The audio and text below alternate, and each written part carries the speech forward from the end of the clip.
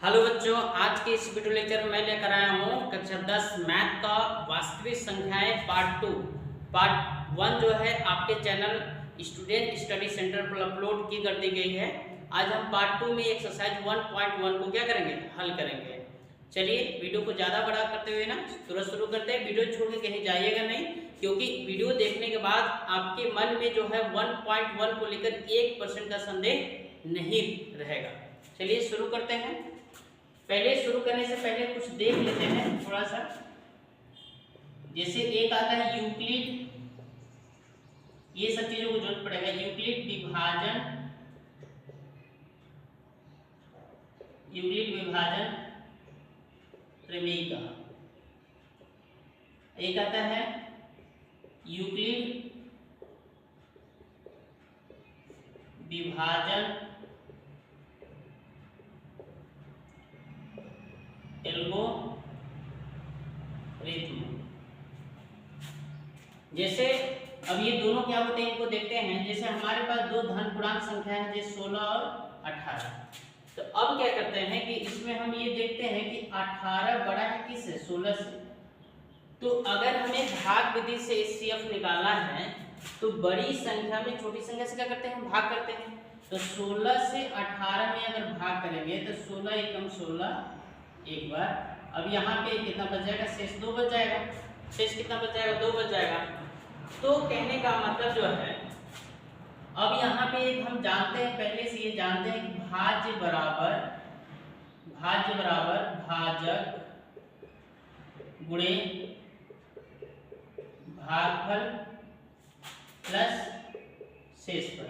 ये हम लोग जानते हैं, भाज्य बराबर भाजक गुणे भागफल प्लस शेषफल। इसमें जिससे भाग देते हैं उसको कहते हैं भाजक, और जिसमें भाग देते हैं उसको कहते हैं भाज्य, और इसको कहते हैं भागफल, और इसको कहते हैं शेषफल। तो अगर हमें भाज्य निकालना है तो हम क्या करेंगे, भाजक का गुणा भागफल में करेंगे और साथ में शेषफल को जोड़ देंगे। तो भाजक कितना है, 16, और भागफल कितना है, 1, शेषफल कितना है, 2। तो 16 कम 16 2 18 आ जाएगा। तो एक चीज यहाँ पे हम ये देखिए चेक कर सकते हैं इस मेथड से। एक चीज हम देख रहे हैं कि जो शेषफल होता है वो हमेशा 0 से बड़ा या बराबर, मतलब एक संख्या से दूसरी संख्या में भाग देने पर शेषफल जो होता है या तो 0 आएगा या तो 0 से बड़ा आएगा, लेकिन भाजक से हमेशा छोटा आता है, भाजक से छोटा होता है। यानी कि आपने देखा होगा कि शेषफल हमेशा 0 से बड़ा या बराबर, लेकिन भाजक से हमेशा क्या होता है, छोटा होता है। तो कहने का मतलब जो है इस तरह से आप देख सकते हैं। जैसे यहाँ पे देखिए शेषफल कितना है, 2 आया। तो 2 जो है 0 से बड़ा है। जैसे ये देखिए बड़ा और छोटा में से एक ही कंडीशन रहेगा। तो इसमें देखिए बड़ा दो जो है 0 से बड़ा है, लेकिन भाजक से देखिए भाजक कितना है, 16 से तो छोटा है। यानी कि इस तरह से अगर हमारे पास दो धन पूर्ण संख्याएं हैं और उसमें a बड़ा है b से, तो अगर हम जो है b से a में भाग करें और मान लीजिए जो है ये q बार गया और मतलब शेषफल r आ गया। कितना आ गया, शेषफल r आ गया। तो क्या होता है, भाज्य बराबर भाजक गुणे भागफल प्लस शेषफल। तो भाज्य कितना होगा, a होगा बराबर जो है, यानी कि भाजक b भागफल q प्लस शेषफल कितना होगा, r होगा। और इस कंडीशन को लगाएं तो r जो होगा वो 0 से बड़ा या बराबर, लेकिन भाजक से छोटा होगा। जिसमें भाजक कौन है, b। तो ये कंडीशन, और b से छोटा होगा। यानी कि कहने का मतलब जो है, ये देखिए ये स्टेप ले लीजिए, चाहे ये वाला लीजिए, ये पूरा स्टेप को ले लीजिए। तो इस पूरे स्टेप को जो है, मतलब एक संख्या में दूसरी संख्या से भाग करने पर जो स्टेप ये मिलता है ना, एक स्टेप, ये स्टेप को कहते हैं यूक्लिड विभाजन परिमेयिका कहते हैं। क्या कहते हैं, यूक्लिड विभाजन परिमेयिका कहते हैं। ये देखिए यूक्लिड विभाजन परिमेयिका है, a बराबर bq प्लस r, जहां r is greater than 0 but less greater than r equal 0 but less than b। ये यूक्लिड विभाजन परिमेयिका है। तो आप यूक्लिड विभाजन परिमेय का समझ गए, यही है भाज्य बराबर भाजक गुणे भागफल प्लस शेषफल और साथ में ये वाला। तो अगर जैसे हमें मान लीजिए जो है अगर 16 और 18 का एचसीएफ निकालना है तो हम क्या करेंगे, छोटी संख्या से बड़ी संख्या में भाग करेंगे। तो पहले कहने मतलब फर्स्ट स्टेप क्या है, फर्स्ट टाइम जब भाग किया था क्या है, भाज्य कितना था 18 गुणे भाजक कितना था 16 गुणे भागफल कितना है 1 प्लस शेष 2 आ गया, ठीक ना। तो अब ये स्टेप को हम आगे थोड़ा सा ले जाएंगे। तो मतलब एचसीएफ निकालने का रूल ये होता है कि जब बड़ी संख्या में छोटी संख्या से भाग करते हैं जो शेष बचता है वह पुनः भाजक में अगले पहले वाला भाजक में क्या करता है, भाग करता है। तो भाजक कितना है 16, तो 2 से 16 भाग करेंगे, क्या बच जाएगा 8 बार। तो यहाँ पे 8 गुना 16 यानी कि शेष 0 आ गया। यानी कि दूसरे स्टेप में क्या आएगा, दूसरे स्टेप में भाज्य 16 भाजक 2 भागफल 8 प्लस शेष कितना है 0। तो यहाँ पे देख रहे हैं कि भाजक 2 से शेषफल कितना आ गया 0 आ गया, शेषफल 0 आ गया। तो भाजक 2 ही इन दोनों का 18 और 16 का क्या होगा एचसीएफ होगा, महत्तम समापवर्त्य होगा। तो कहने का मतलब जो है जब मतलब दो संख्याओं का एचसीएफ निकालने के लिए हम जितने स्टेप भाग करते हैं उसके पूरे श्रेणी को हम क्या कहते हैं यूक्लिड विभाजन एल्गोरिथम कहते हैं। जैसे 16 और 18 के एचसीएफ निकालने के लिए कई स्टेप भाग किए, एक स्टेप 2 स्टेप, मैंने दोनों स्टेप को यहाँ लिख दिया। तो इसी स्टेप को क्या कहते हैं यूक्लिड विभाजन एल्गोरिथम कहते हैं। अब यहाँ पे अगर एचसीएफ निकालना होता है तो लिखते चूंकि यहाँ पे शेषफल 0 है इसलिए एचसीएफ किसका मतलब 16 और 18 का कितना आता है 2। ये है यूक्लिड विभाजन परिमेय का और यूक्लिड विभाजन एल्गोरिथम। चलिए आगे चलते हैं, वीडियो को कंटिन्यू करते हैं, एक्सरसाइज 1.1 को कंटिन्यू करते हैं। अब जैसे एक्सरसाइज 1.1 का पहला सवाल,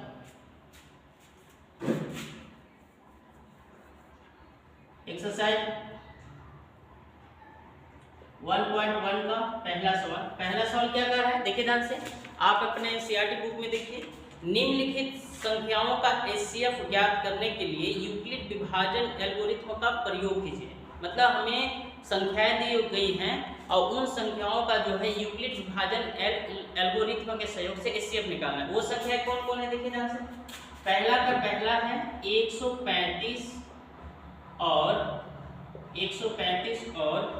225। चलिए पहले इसको देखते हैं। तो हम क्या करते हैं जैसे सॉल्व करते हैं, तो सॉल्व करेंगे यूक्लिड विभाजन एल्गोरिथम से करना है। तो हम देख रहे हैं कि 225 बड़ा है किससे 135 से। तो एचसीएफ निकालने के लिए हम छोटी संख्या से बड़ी संख्या में क्या करते हैं भाग करते हैं। तो हम जो है 135 से भाग करेंगे इसमें 225 में, तो भाग करेंगे तो क्या बढ़ जाएगा 1 बढ़ जाएगा। तो कितना होगा 135, कितना बचेगा 0, 90 बचेगा या खत्म हो जाएगा। फिर 90 से किससे भाग करेंगे 135 में, तो क्या बढ़ जाएगा 1 बार। तो यहाँ 90 कम 90 और यहाँ कितना हो जाएगा 45। फिर अब 45 से इससे भाग करेंगे 90 में, तो 45 दूना 90 यानी कि शेष कितना आ गया 0 आ गया। तो कहने का मतलब जो है अब हम लिखेंगे यूक्लिड विभाजन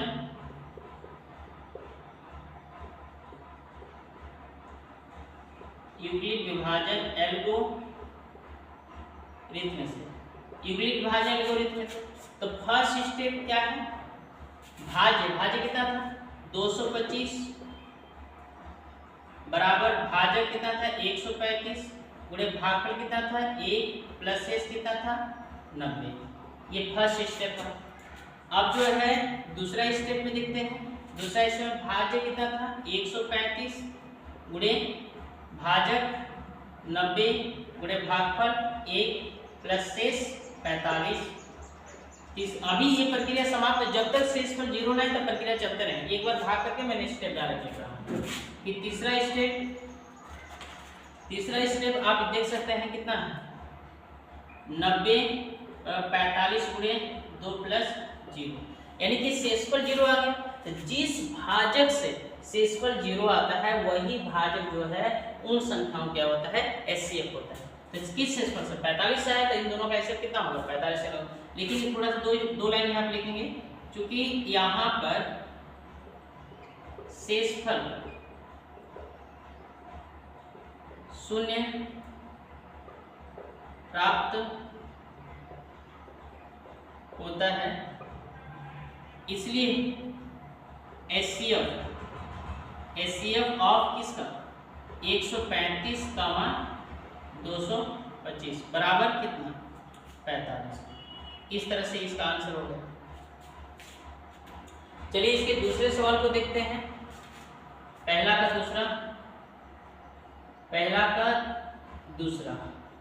दूसरा सवाल ये है 196 38 या 220। दूसरा सवाल है 196 और 38,220। अब यानी कि इसको देखते हैं, अब सॉल्व करते हैं। तो सॉल्व में हम देख रहे हैं कि 38,220 बड़ा है किससे, 196 से। तो कहने का मतलब जो है, अब हम क्या करेंगे कि 196 से भाग करेंगे 38,220 में, तो क्या बढ़ जाएगा, तो यहाँ 1 बढ़ जाएगा तो 196 हो जाएगा। घटाइए 12 में से 6 घटा 6 बचेगा, और यहाँ पे 17 8 बचेगा, 186 बचेगा। फिर 186 उसके बाद कितना उतारेंगे, 2 उतारेंगे, फिर 9 बार चला जाएगा, तो 9 छक 54, 9 9 81 और 5 86 और 8 9 9 8 17। फिर घटाई कितना होगा, 12 8 और यहाँ 9 98 हो जाएगा ना। फिर यहाँ उतरेगा 0, फिर क्या हो जाएगा 5 बार, 5 गुणा इसमें कराइएगा तो कितना हो जाएगा 980। अब यहाँ से 0 आ गया, तब लिखेंगे, तब यूक्लिड विभाजन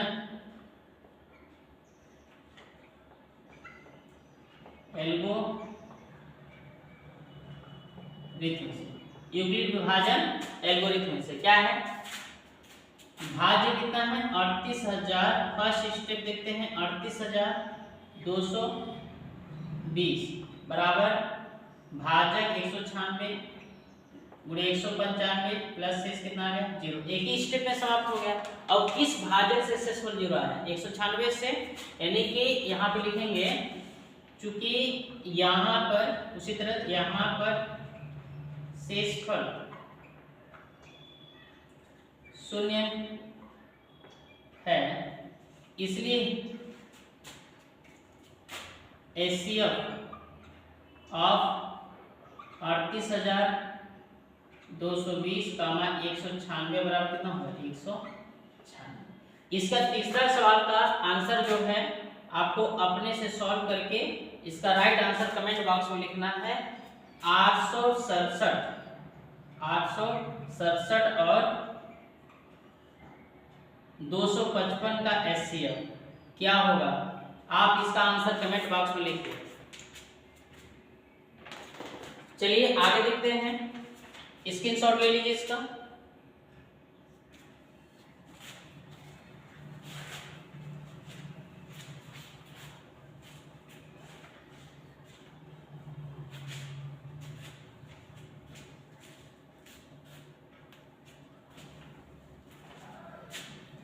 अब देखिए इसका सवाल नंबर 2, दर्शाइए कि कोई भी विषम पूर्णांक 6q+1 और या 6q+3 या 6q+5 के रूप का होता है।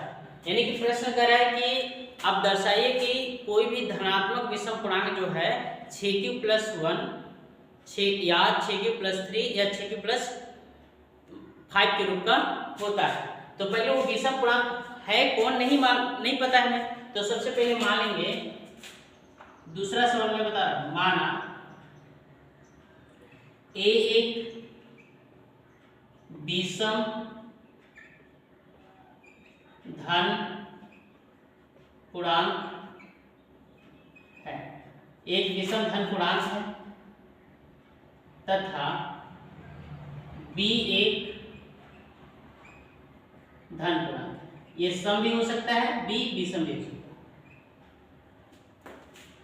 अब इसमें जहां करके लिख देंगे जहां a बड़ा है b से, मतलब a बड़ा है b से, तब यूक्लिड विभाजन प्रमेयिका से, यूक्लिड विभाजन प्रमेयिका से अगर a में b से भाग कर रहे हैं तो q बार जा रहा है और शेषफल कितना आ जा रहा है, मान लीजिए r आ रहा है, तो भाज्य बराबर क्या होगा, भाज्य बराबर भाजक गुणे भागफल प्लस शेषफल। r जो होगा वो हमेशा, अभी मैंने तुरंत पहले बताया, हमेशा 0 से बड़ा या बराबर होगा, लेकिन भाज्य से क्या होगा, छोटा होगा। यही यूक्लिड विभाजन प्रमेय है। तो क्या होगा, a बराबर bq प्लस r, इसको समीकरण 1 बना देते हैं, जहां r जो होगा वो 0 से बड़ा या बराबर होगा, लेकिन b से क्या होगा, छोटा होगा। ऐसे चूंकि प्रश्नानुसार हमारा विषम पूर्णांक कितना, 6q plus 1, 6q plus 3, 6q plus 5 का रूप होना चाहिए। b कितना है, ये b होता है 6 है, तब b 6 है तो r का संभावित मान क्या होगा, 6 से छोटा ही होगा, लेकिन 0 से बड़ा या बराबर हो सकता है, यानी कि शेष हमेशा भाजक से छोटा होता है। तब भाजक कितना, 6, तो इससे छोटा पूर्णांक देख लीजिए कितना है, तब a का मतलब r का संभावित मान, r का मतलब संभावित मान 6 से छोटा, 0, 1, 2, 3, 4, 5 इतना हो सकता है। अब जो है, अब b व r का मान समीकरण क्या में, 1 में रखेंगे, तो मतलब रखेंगे तो a बराबर b का मान कितना है, 6, और q तो रहेगा ही रहेगा, r का मान कितना है, 0, तो 0 जोड़े या ना जोड़े कोई फर्क पड़ेगा नहीं। फिर उसी तरह से b का मान 6 और r का मान 1 रखेंगे, b का मान 6, r का मान 2 रखेंगे, b का मान 6, r का मान 3 रखेंगे, b का मान 6, r का मान 4 रखेंगे, b का मान 6, r का मान कितना रखेंगे, 5 रखेंगे। अब इसमें देख रहे हैं कि इसमें 2 से भाग चला जाएगा, क्योंकि 6 2 से कट जाएगा, इसमें 2 से नहीं जाएगा, इसमें भी 2 से चल जाएगा, इसमें नहीं जाएगा, इसमें चल जाएगा, इसमें नहीं जाएगा। तो यानी कि a को आपने क्या माना, विषम पूर्णांक माना, तो ये विषम पूर्णांक थोड़ी है, कौन ये, यानी कि लिखेंगे चूंकि मतलब जो है, चूंकि 6q प्लस 2 व क्या है, सम संख्याएं,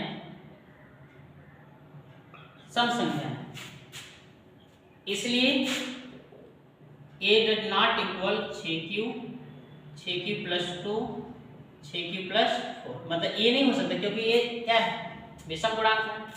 तब a का संभावित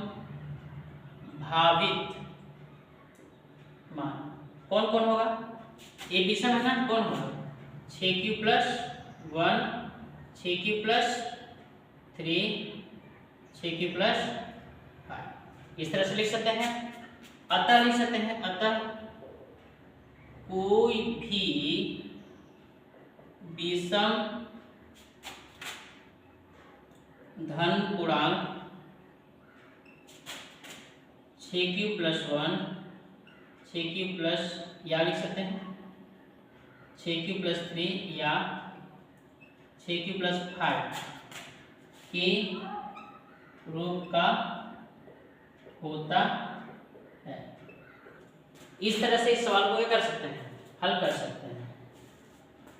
चलिए इसका स्क्रीनशॉट लीजिए और वीडियो पसंद आया होगा तो लाइक करें, कमेंट करें, और जहाँ भी दिक्कत है जरूर कमेंट बॉक्स में इसको लिखें, हम उसको क्या करेंगे, समाधान करेंगे और ज़्यादा बच्चों के पास शेयर करें, ताकि जिस प्रकार आप पढ़ रहे हैं उस तरह से उन लोग भी क्या कर सकें, पढ़ सकें।